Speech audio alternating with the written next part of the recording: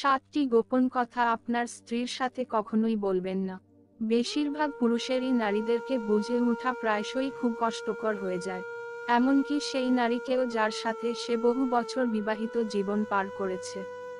এক মুহূর্তে তিনি সম্পূর্ণ স্বাভাবিক, পর মুহূর্তেই হয়তো শিশুর মতো কান্নাকাটি শুরু করে দিলেন। তিনি কোন কিছু নিয়ে অভিযোগ করছেন, আপনি হয়তো সেই সমস্যা কিভাবে সমাধান করা যায় তার নানা রকম উপায় তাকে দেখাচ্ছেন, কিন্তু তাতেও তিনি সন্তুষ্ট হচ্ছেন না। আপনার স্ত্রী কি বলছেন তা নিয়ে বেশি দুশ্চিন্তাগ্রস্ত হবেন না, বরং তিনি যা বলছেন না সেটি নিয়ে গভীরভাবে ভাবুন। সবকিছুর ঊর্ধ্বে, আপনার স্ত্রী আপনার ভালোবাসা চান। যখন কোন স্ত্রী তার স্বামীর প্রতি শ্রদ্ধা কম দেখায়, বিনিময়ে স্বামী স্ত্রীর প্রতি ভালোবাসা কমে যায়। যখন স্বামী স্ত্রীর প্রতি ভালোবাসা কম দেখায়, বিনিময়ে স্ত্রী স্বামীর প্রতি শ্রদ্ধা কমে যায়। এবং এটি একটি দুষ্টু চক্র যা চলতেই থাকে। এই চক্র শুরু হওয়ার আগেই তা ভেঙে ফেলুন। আপনার স্ত্রীর প্রতি আপনার ভালোবাসা প্রকাশ করুন। তিনি ঠিক সেটাই চান।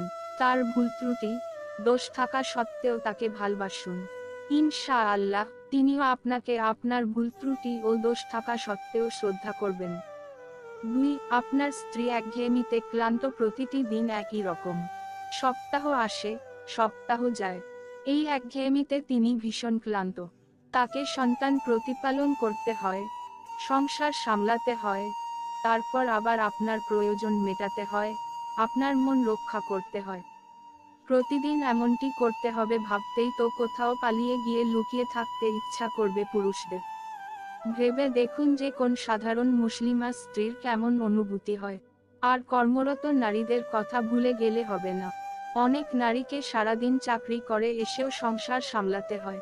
কাজেই ভাইয়েরা আমার, করজোরে আপনাদের অনুরোধ করছি, আপনার স্ত্রীকে সেই অনুভূতিটি উপহার দিন যে তিনি বিশেষ। তাকে একটু একঘেয়েমি থেকে ছুটি দিন। তাকে মাঝে মাঝে বাইরে খেতে নিয়ে যান, অথবা তার জন্য তার প্রিয় খাবারটি বাইরে থেকে কিনে আনুন, অথবা তাকে নিয়ে এমনিই কোথাও বেরিয়ে আসুন। কিছু একটা অন্তত প্রায়ই করুন, তার একঘেয়েমির বন্দিদশা ভেঙে দূর করে দিন। 3. তিনি প্রশংসিত হতে চান। প্রশংসা কে না পেতে চায়? কেউ চায় না যে তার কষ্টের শ্রম কেউ লক্ষ্য না করুক, কিংবা এর চেয়েও খারাপ হলো সবাই তার সারাদিনের পরিশ্রমের কাজকেই স্বাভাবিক বলে ধরে নিয়ে তার সঠিক মূল্যায়নটুকুও না করুক। আপনার স্ত্রী আপনার ময়লা কাপড় পরিষ্কার করতে বাধ্য নন। তিনি আপনার খাবার তৈরি করতেও বাধ্য নন। তবুও তিনি সবসময় তা করে চলছেন। আর তিনি এসব তার জীবনের অন্যান্য অনেক কিছুর চেয়ে বেশি গুরুত্ব দিয়ে করছেন। সন্তান প্রতিপালন, কাজে অথবা স্কুলে যাওয়া, আত্মীয় স্বজনের সাথে সুসম্পর্ক বজায় রাখা, আরও ভালো মুসলিমা হওয়ার প্রচেষ্টা চালিয়ে যাওয়া। আপনার স্ত্রীকে দেখিয়ে দিন যে আপনিও তার পরিশ্রমের গুরুত্ব বোঝেন, এবং আপনি তার প্রতি কৃতজ্ঞ কারণ তিনি তার সাধ্যমতো আপনার এবং আপনার পরিবারের দায়িত্ব সামলাচ্ছেন। একটি ছোট্ট ধন্যবাদ দিয়ে শুরু করলেও মন্দ হবে না। 4. তিনি প্রচণ্ড ঈর্ষাকাতর। একা নেই, তিনি বহুবিবাহ নামক বৈধ বিষয়টি সহজে মেনে নিতে সম্পূর্ণ নারাজ। নিজেকে তার অবস্থানে বসিয়ে চিন্তা করে দেখুন, আপনিও মানতে পারেন কিনা। আপনার স্ত্রীর সামনে অন্য কোন নারীকে নিয়ে কোন কথা বলার সময় অত্যন্ত সতর্ক থাকুন। কখনো আপনার স্ত্রীকে অন্য কোন নারীর সাথে তুলনা করবেন না। কখনো তাকে কোন নায়িকার সাথে তুলনা করবেন না। কখনোই তাকে আপনার মা অথবা বোনের সাথে তুলনা করবেন না। ভুলেও তার সাথে আপনার আগের স্ত্রী বা অন্য স্ত্রীর, যদি থাকে, তুলনা করবেন না। তিনি এটা জানতে এবং বিশ্বাস করতে চান যে তাকে ঘিরেই আপনার জগৎ। কাজেই তাকে সেরকমটিই অনুভব করান। রাসূল সাল্লাল্লাহু আলাইহি ওয়াসাল্লামের স্ত্রীগণের যারা সমগ্র নারী জাতির জন্য উদাহরণ, এমনকি তাদের মধ্যেও এই ঈর্ষাটি ছিল। আয়েশা রাহ ও খাদিজা রাহকে নিয়ে ঈর্ষা বোধ করতেন যিনি তখন জীবিতও ছিলেন না।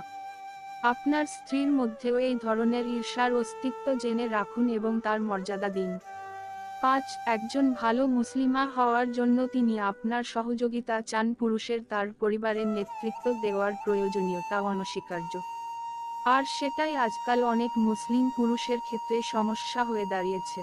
তারা যে শুধু সঠিক নেতৃত্ব দিতে ব্যর্থ হচ্ছে তাই না, বরং অনেক ক্ষেত্রেই সে স্ত্রীর অথবা মায়ের কিংবা তার জীবনের অন্য কোন নারীর কথায় উঠছে বসছে।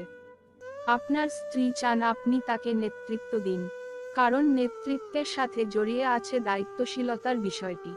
আপনার স্ত্রী চান আপনি তার দায়িত্ব পরিপূর্ণভাবে গ্রহণ করেন। আর একজন ভালো মুসলিমা হওয়ার পথে স্ত্রীকে নেতৃত্ব দেওয়ার চেয়ে ভালো আর কি হতে পারে। তবে মনে রাখবেন, এই নেতৃত্ব দেওয়াকে শাসন করার সাথে যেন গুলিয়ে না ফেলেন। এই নেতৃত্বের অর্থ সঠিক পথের নির্দেশনা দেওয়া ও সে পথ অনুসরণে যাবতীয় সহযোগিতা করা। কিন্তু আপনি নিজেই যদি উত্তম আদর্শের অনুসারী না হন, তাহলে কি করে আরেকজনকে শেখাবেন যে কিভাবে ভালো হতে হয়? কাজেই আপনাকে আগে আপনার নিজের ঈমান মজবুত করতে হবে। আগে নিজেকে শুধরাতে হবে, তারপর আপনার স্ত্রীকেও ভদ্রতা, মর্যাদা এবং হিকমতের সাথে বুঝাতে হবে। উদাহরণস্বরূপ, আপনার স্ত্রী যদি ঠিকমতো পর্দা না করেন, তাহলে প্রথমে তার জন্য এমন পোশাক পরিচ্ছদ কিনে আনুন যাতে তিনি ঠিকমতো পর্দা করতে পারেন। তারপর তাকে প্রশংসা করে বলুন যে আপনি তাকে একজন সম্ভ্রান্ত নারী রূপে দেখতে ভালবাসবেন, এবং তাকে এমন পোশাকে দেখতে চান যে পোশাক আল্লাহকে সন্তুষ্ট করবে।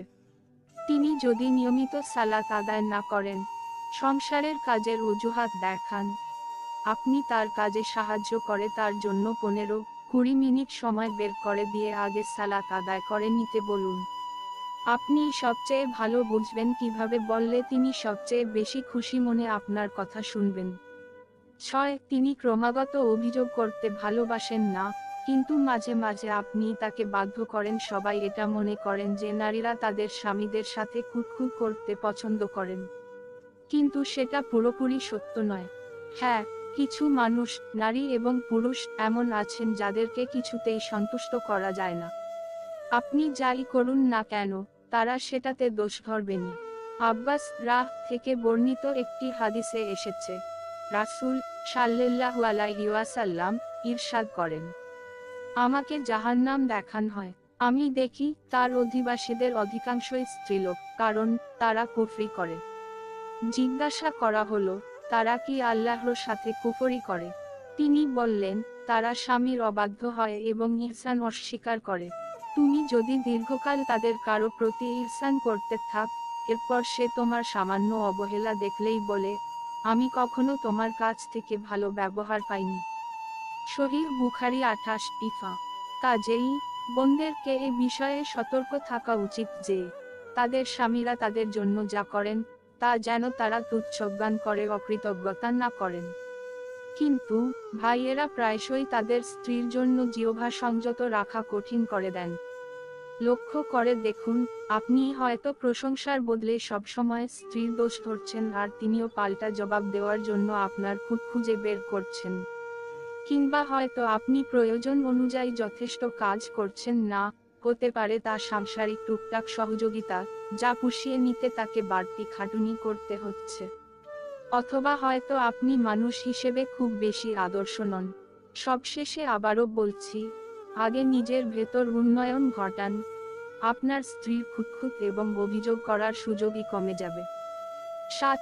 সবচেয়ে বেশি তিনি চান আপনার সাথে একটি স্থায়ী ও সুখী সম্পর্ক। নারীরা এটা ভেবে বিয়ে করে না যে বিয়ে করে খুব মজা হবে। তারা বিয়ে করেন কারণ তারা একটি সুখী সংসার জীবন চান, এবং তারা আশায় থাকেন যে আপনি তাকে তা দেবেন। ধর্মীয় দায়িত্ব ও কর্তব্যের পর এটাই একজন মুসলিমা নারীর প্রধান চাওয়া, একটি সুখী, স্থায়ী মুসলিম পরিবার গড়ে তোলা। মজার ব্যাপার হলো, এটা দেওয়া আপনার জন্য খুবই সহজ কাজ। বোধহীন মানুষের মতো আচরণ করবেন না। তার জন্য একজন ভালো স্বামী হন। তার প্রতি আপনার ভালোবাসা মুখে প্রকাশ করুন।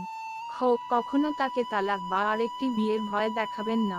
হ্যাঁ, আপনার তা করার অধিকার আছে, কিন্তু এই বিষয়গুলোকে নিয়ে ভীতি প্রদর্শন করা আপনাদের সাংসারিক জীবনের জন্য অনুপযোগী এবং ক্ষতিকারক। এরকম ভীতি দেখিয়ে কখনো কল্যাণ আশা করতে পারেন না, কারণ এ ধরনের ভীতি কখনোই তার মনে আপনার জন্য শ্রদ্ধা বা ভালোবাসা বাড়িয়ে দেবে না, বরং উল্টোটাই হবে। আল্লাহর উপর ভরসা রাখুন। শয়তানের প্রতারণার ফাঁদ থেকে সতর্ক থাকুন। স্ত্রীর বিষয়ে ধৈর্য ধারণ করুন। অন্য সবকিছুর চেয়ে স্বামী স্ত্রীর বিচ্ছেদে সবচেয়ে বেশি আনন্দিত হয় শয়তান। দেখলেন, সবকিছু এতটা কঠিনও না। এখন